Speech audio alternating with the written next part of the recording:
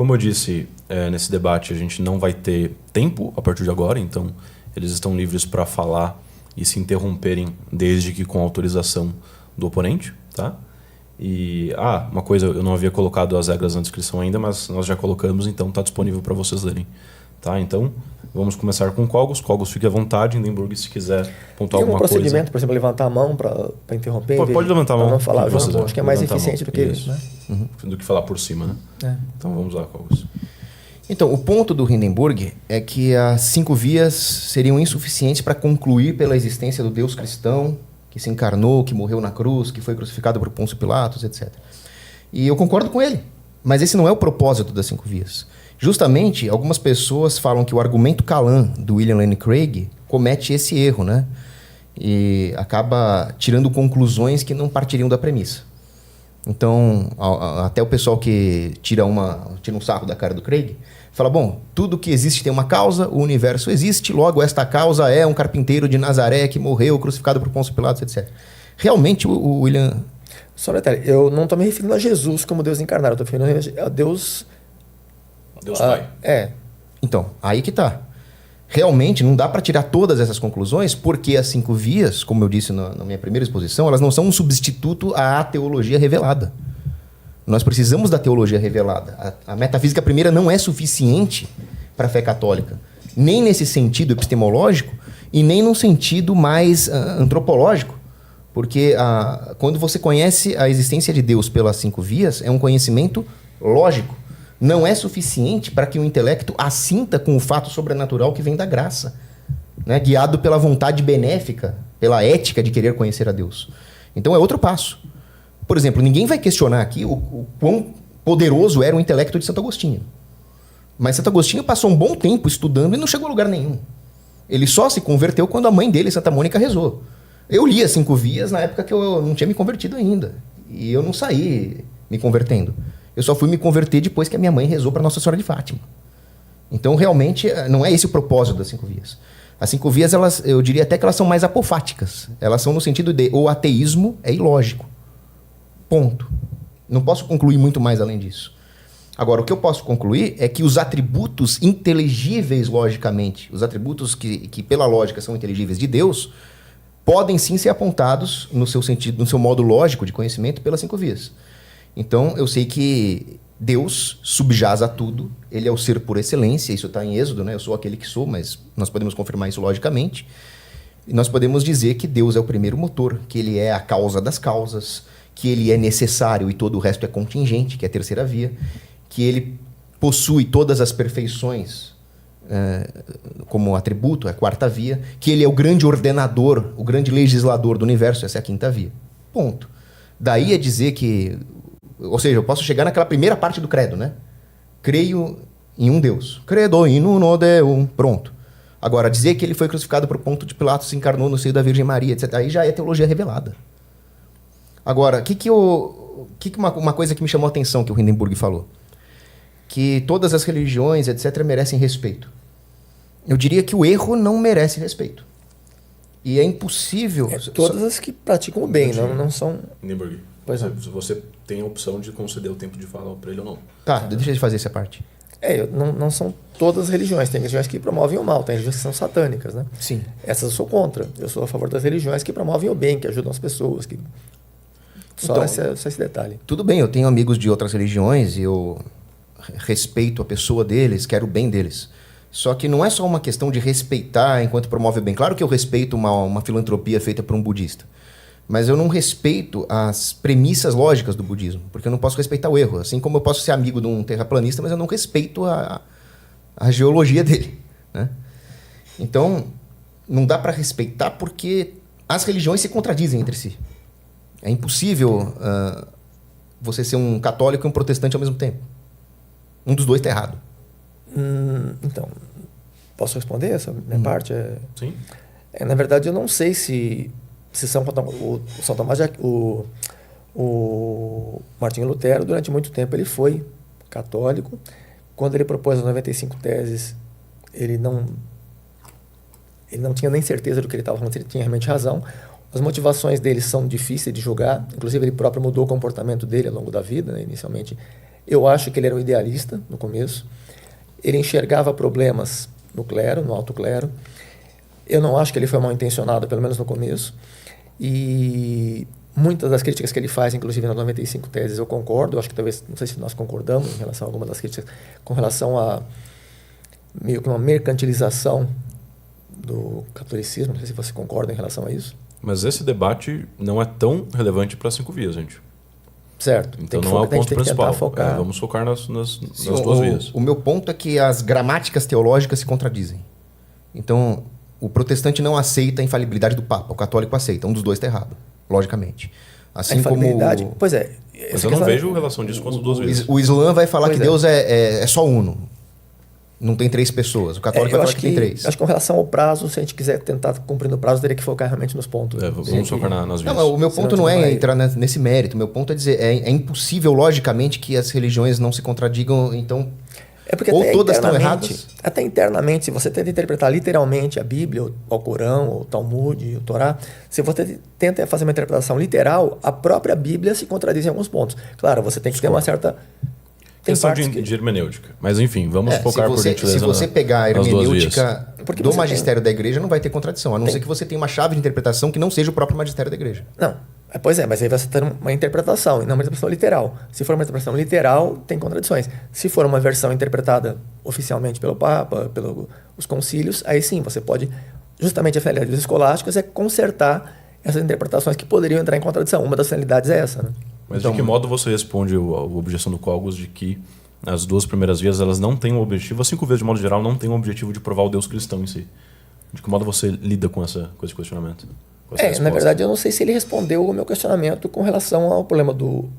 há uma inconsistência pelo fato de tentar mostrar que esse primeiro motor seria Deus, tem os atributos de Deus, acho que não foi respondida essa parte, e nem foi respondida a parte... As mesmas objeções não foram respondidas, né? Nem da conexão entre os atributos de Deus com o primeiro motor, e a outra parte com relação à física aristotélica. Nós estamos provando que existe um Deus no universo metafísico, que isso abriria precedente para provar qualquer outra divindade também, se seguir a mesma ideia, se permitir esse tipo de abordagem, e também a questão do non sector, né? Eu queria fazer uma pergunta para o Lindenburg, só para a gente esclarecer uma coisa. Né? Como a gente tem nas regras, a gente tem o direito de fazer qualquer espécie de pedido de explicação pertinente. Eu acho que tem uma explicação pertinente de você dar, que eu gostaria de entender o seguinte: você está dizendo que as vias elas não servem para provar o Deus cristão, e esse é o seu problema, ou que elas não servem para provar que o primeiro motor é um Deus, em geral? Eu acho Porque poderia ser o próprio universo, por exemplo. Esse tipo de objeção ou não? Não. Todas as 5 vias, na verdade, elas têm o mesmo problema do non sector. Quando chega no final, elas estabelecem uma conexão de uma entidade, de alguma coisa, com um Deus criador do universo. Só que não tem essa conexão explícita, não há uma conexão rigorosa, né? Isso implica isso, não tem essa última etapa. Ser o primeiro motor não implica conexão. em ser Deus. Assim, existe o primeiro motor, portanto é Deus. Esse portanto não existe. Certo. E mesmo quando porque, vamos supor, uma das alegações que eu vi foi do Luca de Almeida. Ele comentou que em outras partes da Suma Teológica, ele estabelece, não propriamente essa conexão, mas ele explica por que deveria ter esses atributos. Aí tem 2 pontos a considerar. Primeiro que, na verdade, ele não explica de uma forma rigorosa, e mesmo que ele explicasse, seria necessário que no ponto em que ele está falando da primeira, de qualquer uma das 5 vias, quando ele chega naquela parte, ele deve que se reportar ao outro trecho no qual ele faz a justificativa, porque ele deixou ali uma lacuna, né? Então, mesmo que houvesse em outra parte, seria recomendável para que ficasse bem conectadas aquelas partes. E não tem isso, né? Então, um dos pontos é esse. E o outro ponto, o ponto que ele levantou foi esse. O outro não tem esclarecimento necessário. Isso, esse é o ponto que eu queria entender. Tá, só que o problema é que o Hindenburg, ele está fazendo uma leitura fragmentária das 5 vias. Se só existisse a primeira via, eu concordaria com ele que a ideia do motor imóvel não é suficiente para entender que ele seria o próprio Deus. Poderia ser, sei lá, o Brahman hindu. Só que não é uma via, são 5. Mas então, se quiser passar para a próxima, depois pode voltar para a primeira, se for o caso? Então, as outras vias, por exemplo, a primeira e a segunda via vão falar da causa das causas. A causa eficiente de tudo que existe. A terceira via vai falar da necessidade. Todas as coisas são contingentes, exceto Deus que é necessária. A quarta via vai falar da causa formal última. Quer dizer, a forma de tudo que existe nos seus graus de perfeição de existência, de bem, de beleza, em última instância, elas são atributos que Deus participa às criaturas. E a quinta via vai falar da ordem e da finalidade que existe em tudo, que implica em ter um legislador. Se você soma as 5 vias e vê a causa última, a soma de todas as perfeições, a necessidade existencial e a ordem de tudo que existe, quem é que pode ter todos esses atributos juntos? Continua não estabelecendo a conexão, né? Esse é um dos pontos. Eu acho que aí nós teríamos que discutir particularmente as outras 5 vias para chegar nessas conclusões, né? Você concorda? Eu quero entender se o ponto do Lindenberg é o seguinte, que Santo Tomás ele não está explicitamente dizendo que esse é Deus, ou seja, é um problema aqui de interpretação, ou você está dizendo que ele não prova que esse indivíduo que é o motor imóvel e esse indivíduo que é o ordenador primeiro são a mesma pessoa? Eu acho que ele mostra que é possível a existência de Deus, mas ele não prova que existe Deus. Eu acho que existe Deus, mas não é suficiente. A linha de raciocínio que ele adota não é suficiente para isso. Eu acho que ele diz explicitamente, mesmo que ele não diga, isso não é um ponto relevante, independentemente dele dizer ou não, mas objetivamente não há uma conexão na última etapa, né? Tem outros problemas também, eu gostaria de comentar vários outros pontos, mas ele não estabelece uma conexão entre o motor imóvel e esse motor imóvel ter os atributos que são reconhecidos como fundamentais ou como principais. Tá, mas vamos entender um da... ponto aqui importante. Você acha que o argumento de Santo Tomás de Aquino é suficiente para provar um motor imóvel, mesmo que não seja Deus? Não, também não. Não é suficiente. Entendi. Mas aí eu queria perguntar uma coisa para o Hindenburg, né? Antes, só uma objeção. É impossível você ter uma prova física de Deus... Mas eu estou numa prova lógica só, está faltando Sim. né? Mas quando você fala da diferença entre física e metafísica, do contexto, eu diria o seguinte, né? A física é o estudo das coisas criadas. A metafísica é o que subjaz as coisas criadas. Não é bem esse o conceito de física, né? Não a física natural. Porque você está assumindo já que existe uma criação. Você está falando das coisas criadas, você está pressupondo que houve uma criação. Sim, mas no sentido do estudo... Eu acredito que houve uma criação, mas usar isso como argumento você está pressupondo já que houve. Embora nós concordemos em relação a isso, mas não há... Especialmente porque nós estamos discutindo a existência de Deus. Todos nós aqui concordamos com relação à existência de Deus. O que eu estou colocando só em discussão é se as 5 vias de São Tomás são suficientes para provar a existência de Deus. Só esse ponto. Não, entendi. Você está dizendo que a minha definição de física ela é uma petição de princípio, porque eu estou assumindo que existe um criador das coisas criadas. Ela não é a definição, nem é uma física mais ou menos conceituada. A conceituação de física não é bem essa, né? Ele estuda os objetos da natureza, os processos e fenômenos, as entidades que constituem a natureza. Isso não é o que você descreveu, não é exatamente o que se reconhece como sendo a física. E além disso tem esse ponto, esse é um detalhe. Teria essa petição de princípio também, mas mesmo que não houvesse essa petição de princípio, não é isso que se entende como sendo a física. Mas só atualmente, né, cara, esse conceito varia ao longo da história. Mas só para deixar claro, eu não estou falando aqui da física científica, termologia, eletricidade. Assim, a nossa realidade senciente. Não, eu estou dizendo assim, a filosofia da natureza, a física aristotélica, né? Pois é, a filosofia da natureza atualmente se identifica muito razoavelmente com a física, que não é a mesma coisa que a física aristotélica, que desde a época do Newton, antes do Newton, o Buridano, Oresme, Roger Bacon, já começaram a contestar, e principalmente com Galileu e Newton, houve uma reinterpretação do que era a física. Eu acho que as contribuições de Aristóteles para entender a física foram até mais importantes do que as do Newton em relação ao que havia antes do Aristóteles. Mas a questão da definição da física é importante para o seu argumento? É. Tá. Pelo seguinte, quando você estuda a física do ponto de vista filosófico, eu já acho que Newton, Galileu, Descartes, toda essa galera aí, eles fazem um reducionismo à quantidade. Eles pegam a segunda categoria de Aristóteles, que é a quantidade, e absolutizam, como se tudo fosse res extens. Mas a física aristotélica, ela já partia da premissa de que existe aquilo que transcende a física. Quando você estuda a filosofia natural de Aristóteles, você tem o estudo das coisas que podem ser percebidas empiricamente, que é de onde ele parte sua gnosiologia, das coisas que podem ser experimentadas pelos sentidos. O estudo dessas coisas é a física. E aí a metafísica entra aquilo que subjaz a física. Acidente, substância, ato, potência. Então, as 5 vias de Santo Tomás de Aquino, elas não têm a pretensão de ser uma prova física da existência de Deus, justamente porque, nesse caso, a premissa que São Tomás de Aquino vai assumir é que as coisas imanentes têm um criador transcendente. E aí ele vai usar a lógica a partir da experiência do mundo físico para provar não a existência física de Deus, mas a existência da dimensão transcendente onde existe uma causa absoluta e primeira de tudo que existe. Tá, essa parte eu concordo, inclusive eu comentei no começo isso aí. Só que quando você aceita isso, você permite também que se prove uma grande variedade de outras entidades, inclusive fadas, duendes, etc., usando a mesma linha de raciocínio. Porque você assume que as leis físicas não são uma base sólida para interpretar a natureza, o que nós conhecemos, você passa para a metafísica, que é mais flexível, que é mais versátil, que aceita que, sei lá, o movimento precisa de um impulso constante, de uma aplicação constante de uma força para que ele permaneça em movimento, que ele precise, que ele não... Você está se opondo à visão de Newton com relação à dinâmica, né, do MRU em particular.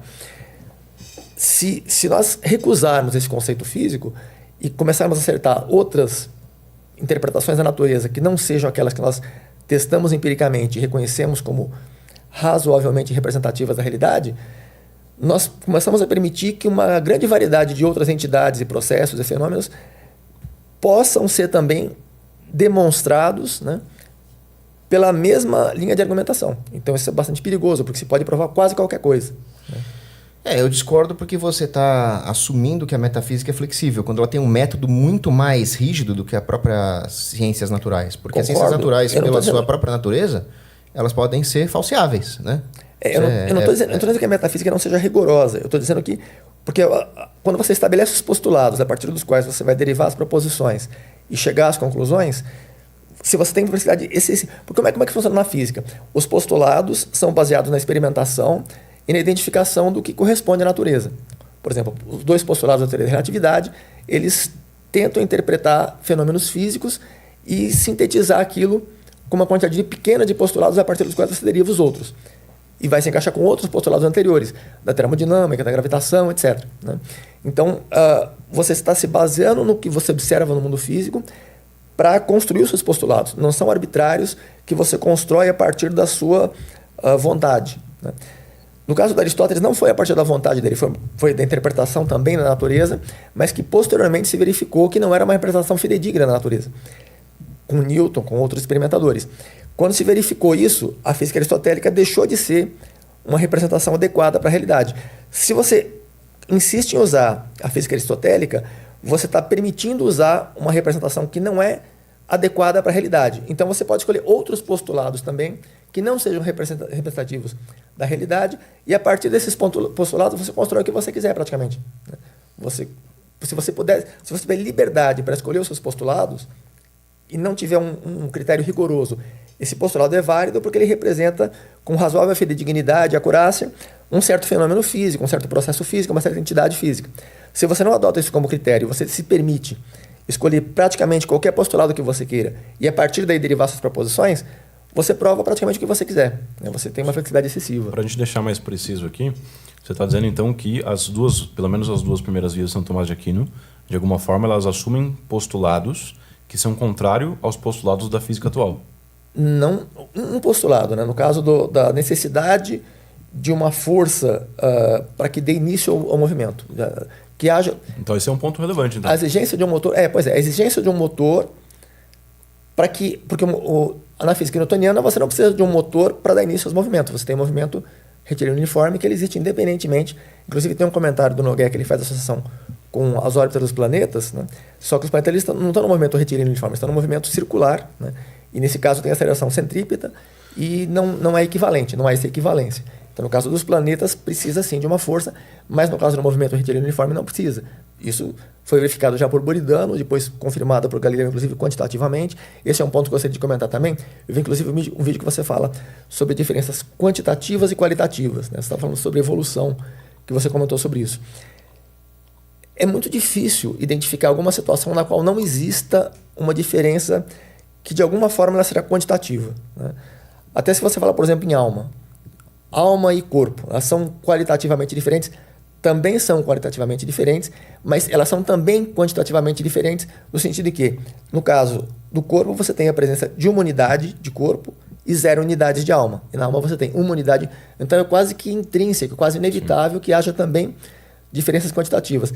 No caso específico que você estava citando, era outra abordagem, mas assim, se você chega nesse ponto, em praticamente todos os casos não dá para dizer que não há diferenças quantitativas. Certo. Eu gostaria de saber então a resposta do Cogos, eu sei, porque ele está dizendo basicamente que a física moderna refuta uma premissa fundamental do argumento do Santo Tomás de Aquino. Né? De forma nenhuma. Existe um autor, que eu não vou lembrar o nome, que ele falava que existe na epistemologia duas abordagens, a cenoscópica e a idioscópica.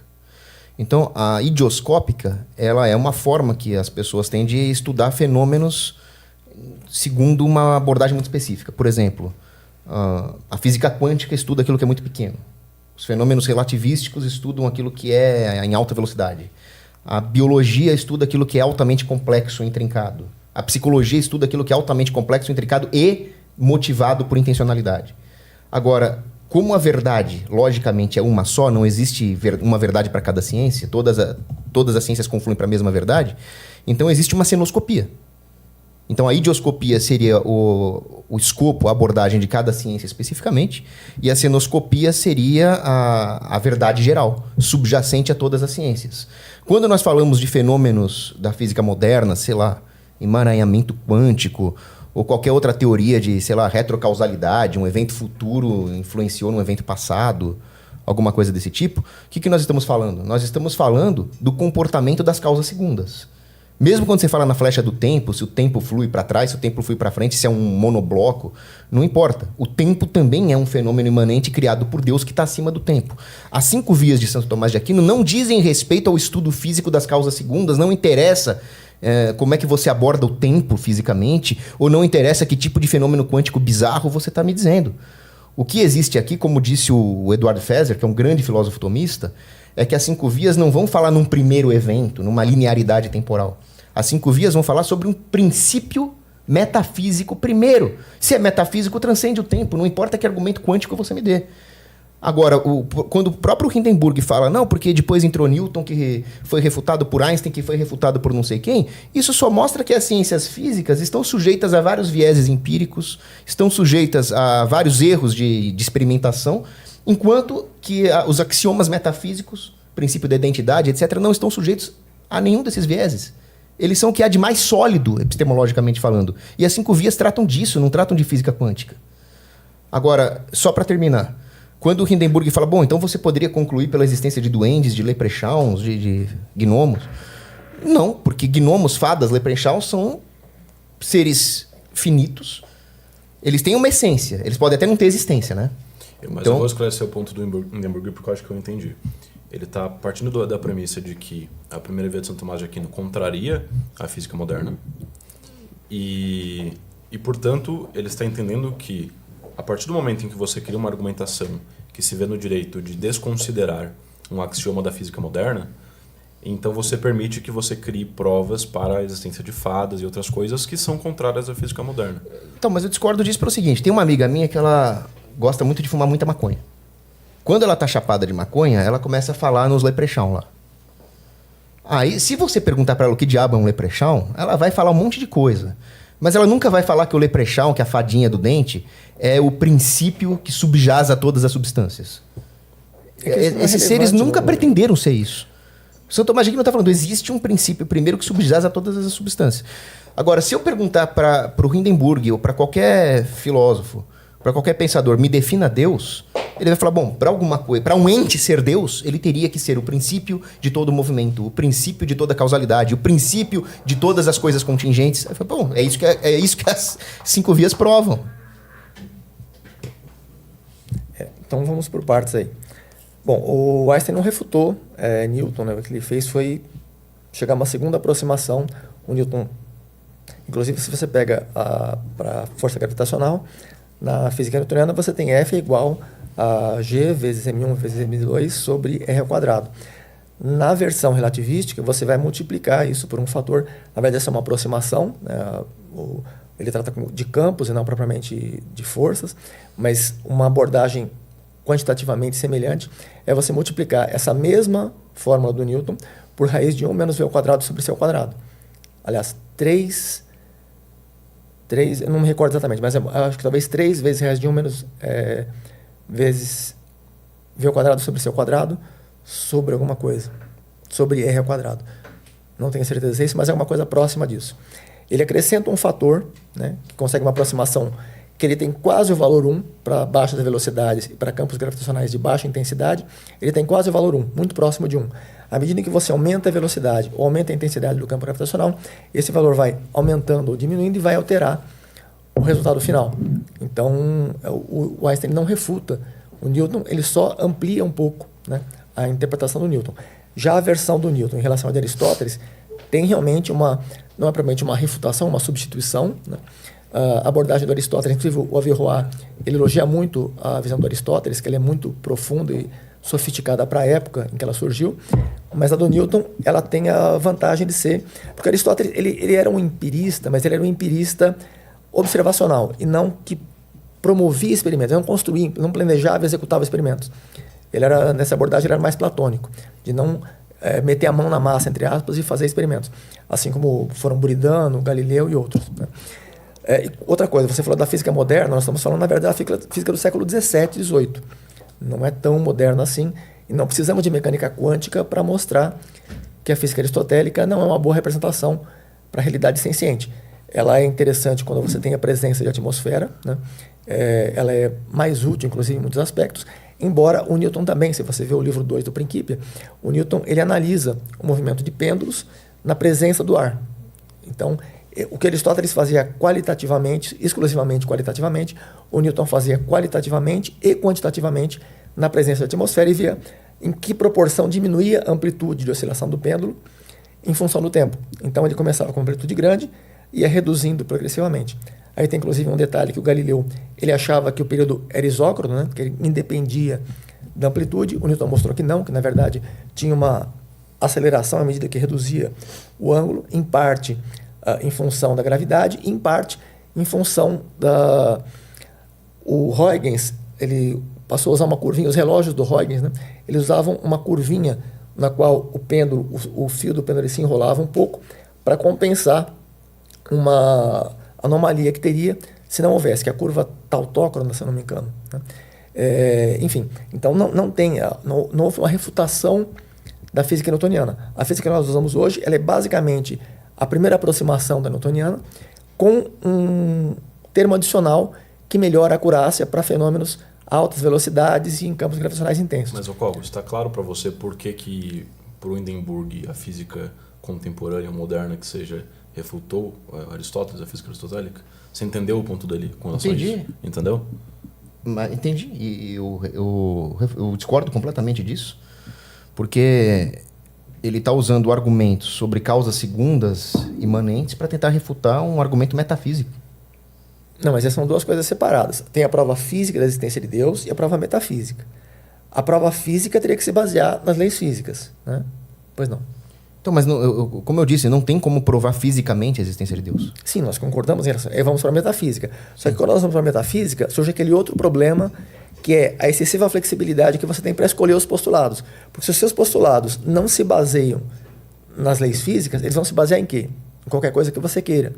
E aí começa a complicar. No caso, você está escolhendo como referência a física aristotélica, uma parte específica da física aristotélica, que não é uma representação da realidade. Então, você está introduzindo uma lei que, no caso, se Aristóteles tivesse proposto 10 leis diferentes, além dessa, elas seriam válidas também? Você adotaria também? Ou se outras pessoas tivessem proposto outras interpretações, seriam válidas também? Você está escolhendo de forma meio arbitrária, né? Você quer adotar... Na verdade, é o que você está fazendo. Não estou escolhendo de forma arbitrária. Não, você não está escolhendo. O Aristóteles, ele não escolheu de forma arbitrária. Só que se constatou posteriormente que não era uma representação fidedigna da natureza. Não, o que eu estou dizendo é o seguinte. Aristóteles errou. Até São Tomás de Aquino errou. Nenhum deles é Jesus. Aristóteles defendia, sei lá, os 4 elementos, o éter. A cosmologia dele estava cheia de erros que eram naturais de serem cometidos naquela época, né? Sim. Mas não é esse o ponto. O ponto é que a contribuição de Aristóteles para a física, para a filosofia da natureza, não foi refutada por ninguém. Ninguém refutou a existência das 4 causas. Na verdade, São Tomás de Aquino acrescentou uma 5ª causa, que é a... É porque só não é passível de refutação. Pois não. Então, São Tomás de Aquino acrescentou mais uma causa, que é a causa essende, que é o ato divino extrínseco às coisas de dar existência às essências, que faz com que elas sejam entes. Ninguém refutou isso. A ideia da teoria do movimento como a atualização das potências Ninguém refutou isso. A ideia do tempo como quantidade de movimento é algo que os próprios físicos estão voltando a levar em conta na física moderna para explicar certos fenômenos, né? A quantidade de potências sendo atualizadas a cada instante. Então, essas ideias que não são física experimental, mas que são da filosofia da natureza, na verdade, elas estão sendo usadas por físicos hoje para tentar tapar algumas contradições, algumas aporias. E o meu ponto é que as 5 vias nem lidam com isso. As 5 vias estão para além disso. As 5 vias são metafísicas. Então, qualquer objeção que você tenha na física está lidando, como eu já disse, com causas segundas. Sendo que as 5 vias é sobre causa primeira. Se tiver uma objeção física, essa objeção está errada. Não, ela não é que ela está errada. Ela não é do escopo da discussão. Mas é que a primeira via parte de uma premissa muito clara, que o Hindenburg está dizendo que a física contemporânea refutou. A ideia de que Desde o século XVII, né? Desde o século XVII já. Tudo aquilo que se move é movido por outro. Isso é uma ideia fundamental, a partir da qual parte, e segundo Hindenburg, a física, a partir do século XVII, refutou essa premissa. Acho que esse é o ponto que vocês têm que... Mas qual é a sua objeção? Como que a física refutou a ideia do primeiro motor? Que tudo que se move é movido por outro. Aristóteles tinha uma visão de que quando você empurra um objeto, ele continua se movendo na presença do ar, porque o ar que está na frente ele vai para trás e o próprio ar continua impulsionando o objeto. Essa era a visão aristotélica. Depois disso passou por várias pessoas. Teve o Filipono no século VI, teve o Buridano no século XIII, XIV, teve o Roger Bacon. O Grosseteste ele não se aprofundou muito nisso, mas ele analisou também o caso. Até chegar em Newton, né? Passou por Copérnico. Copérnico não tratou muito da parte física, ele foi mais da parte cosmológica. Mas Copérnico também tentou, mas não conseguiu avançar em relação a isso. O Galileu ele fez experimentos com planos inclinados, porque quando você solta uma esfera ou qualquer objeto que você solta na presença do ar, para ele cair perpendicularmente, ele vai sofrer uma resistência muito maior do ar do que se você colocar num plano inclinado, porque ele vai reduzir a velocidade do objeto. E, em função disso, você consegue fazer várias medições, como o Galileu conseguiu fazer na época, inclusive foram usadas posteriormente pelo Newton, né, para mostrar que mesmo que se você coloca um plano que não esteja inclinado, você coloca na mesa aqui, se não houvesse ar e não houvesse atrito com a mesa e você empurrasse o objeto, ele vai continuar se movendo. E você não mexe mais nele. Ele está se movendo, você não viu o que aconteceu antes, mas você vê no momento que ele está se movendo, ele vai continuar se movendo. Não há necessidade de que você continue impulsionando e não há necessidade sequer de que haja um impulso inicial no sentido de que se 2 objetos surgiram já em movimento ou estão em movimento em algum momento, você não tem necessidade de que haja nenhuma força atuante e nem que haja um impulso inicial. O impulso não tem no conceito aristotélico, né? O impulso é bem posterior. O Buridano começou a tratar, o Filipono, na verdade, no século VI, começou a tratar do conceito de impulso. Mas Aristóteles falava mais em ato e potência, não propriamente em impulso, né? Mas, de qualquer forma, se você empurra, não precisa de um termo com impulso, mas se você empurra alguma coisa e ela começa a se mover, ou mesmo que você não empurre, mas ela está se movendo, ela vai continuar se movendo. O Aristóteles não interpretava dessa forma. Ele achava que para que você consiga manter um objeto em movimento e principalmente para que você inicie esse movimento, você precisa de uma ação. Na física newtoniana e na einsteiniana, provavelmente vão surgir outras no futuro. Mas Hindenburg, eu acho que assim, um ponto importante aqui é, ainda que Aristóteles tivesse uma visão de que para que o objeto continuasse em movimento continuamente, sempre tem um motor ali movendo em ato, ainda que ele admita isso, não necessariamente essa visão tomista, e mais, eu acho que não necessariamente você precisa assumir isso aí para entender a via de São Tomás de Aquino. Porque se a primeira via de São Tomás de Aquino conseguir provar a existência de um motor imóvel que deu o impulso inicial e depois parou de mexer, já provou o motor imóvel. Então acho que você precisa de alguma forma combater de que maneira essa primeira via ela é falsa segundo a física. É porque esse motor imóvel, na verdade, ele não há necessidade de um motor imóvel na física newtoniana, né? Na física newtoniana você não precisa desse. O movimento ele existe independentemente. Você não precisa nem do impulso inicial, você está dizendo. É que esse impulso se você estiver inicialmente em repouso, mas você pode estar inicialmente em movimento. Táquions, por exemplo, eles podem estar inicialmente em movimento. A luz, por exemplo, ela está continuamente em movimento. Ela não tem uma luz em repouso que precisa de um impulso para que ela comece a se mover, né?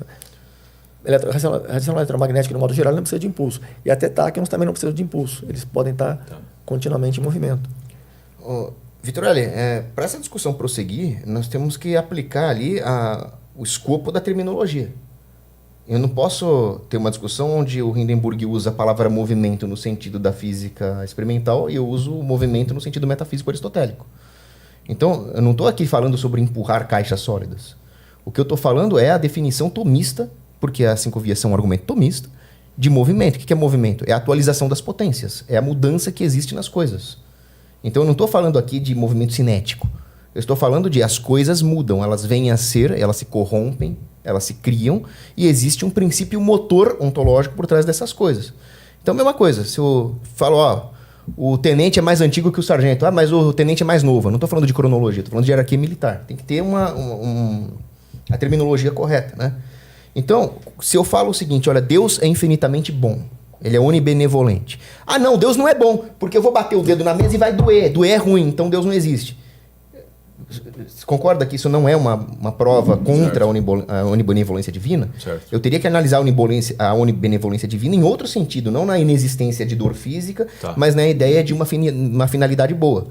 Então, eu não posso analisar o motor imóvel, a primeira via de São Tomás de Aquino, sob a ótica das ciências experimentais. O movimento tomado nesse sentido. O que eu estou falando é todas as coisas que sofrem mudanças, elas não sofrem mudanças por causa de um princípio intrínseco a elas mesmas. Caso contrário, não existiria uma lógica de causalidade. Por que uma coisa resulta em outra? E a física experimental trabalha com essa lógica. De certos fenômenos, certas causas resultam em certos efeitos. Se existisse a capacidade de cada coisa contingente de mover a si mesma, ela já estaria em ato. Se alguma coisa passa de potência para ato, significa que a coisa mesma não se atualizou, senão ela já estaria em ato desde o princípio e não haveria distinção entre potência e ato.